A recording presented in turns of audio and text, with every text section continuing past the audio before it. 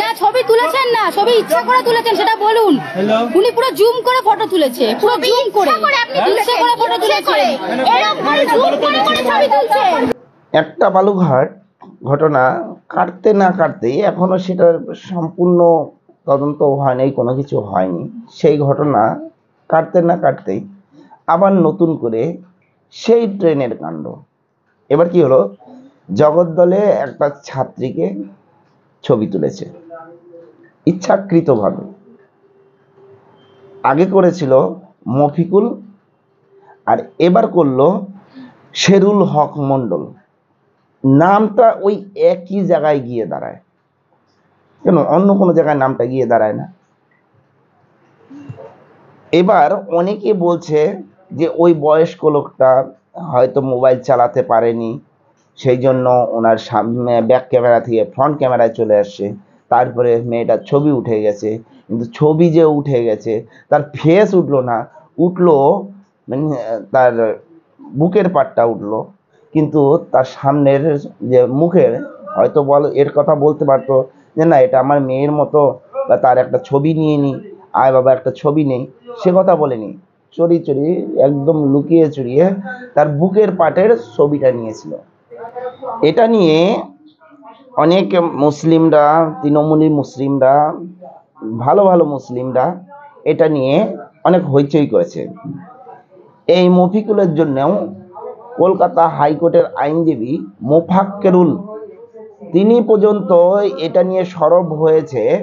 তাকে অন্য কিছু দেখে নাই, শুধু জাত দেখে সেটা সরব হয়েছিল। সেই আবার পুনরাবৃত্তি ঘটেছে এই জগদ্দলে।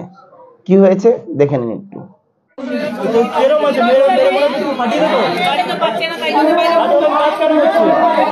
আজকে বন্ধুরা আমি ট্রেনে উঠেছিলাম, ঠিক আছে, আর এই যে অসভ্য লোকটা দেখুন, ইনি খুব বাজেভাবে ফটো তুলেছে।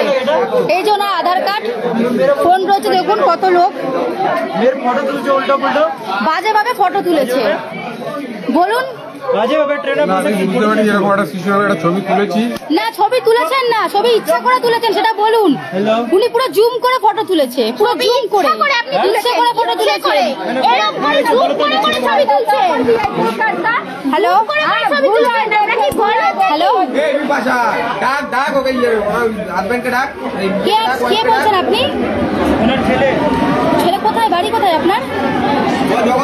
আপনার বাবা কি করেছে জানেন? জগদ্দলে এই শেরুল হক মন্ডল ট্রেনে করে আসছিল, এই মেয়েটির ছবি তুলে একদম জুম করে, মেয়েটি বলছে জুম করে খুব বিশ্রীভাবে ছবি তুলেছিল। এই জন্য তাকে ধরে নামিয়ে তাকে মারা হয়। সেই মফিকুলের জন্য মোফাক্কেরুল দাঁড়িয়েছিল, আবার এই শেরুল হকের জন্য আবার সেই মোফাক্কেরুল আবার দাঁড়াবে। এটা কারণ তারা একটাই রসুনের পাছা, একটা জাতি ভাই। এর জন্যই আবার এই শেরুল হকের জন্য, শেরুল হক মন্ডলের জন্য আবার মোফাক্কেরুল দাঁড়াবে। তবে এবার বাংলার যে নারীরা, বাংলার যে নারী সমাজ, তারা সক্রিয়ভাবে জেগে উঠেছে। যেখানেই হোক তারা সক্রিয়ভাবে কাজ করছে। এটা আমাদের গর্বের একটা বিষয় যে আমাদের এই পশ্চিমবাংলার লোক বা নারী শক্তি জেগে উঠেছে, এবং যেখানে যেখানে এইসব অপদস্থ হচ্ছে সেখানে তারা ঝাঁপিয়ে পড়ছে। কি বলেন এই বিষয়ে? আপনাদের যদি এই বিষয়ে কিছু বলার থাকে অবশ্যই জানাবেন। জয় হিন্দ, বন্দে মাতরম, ভারত মাতা কি জয়।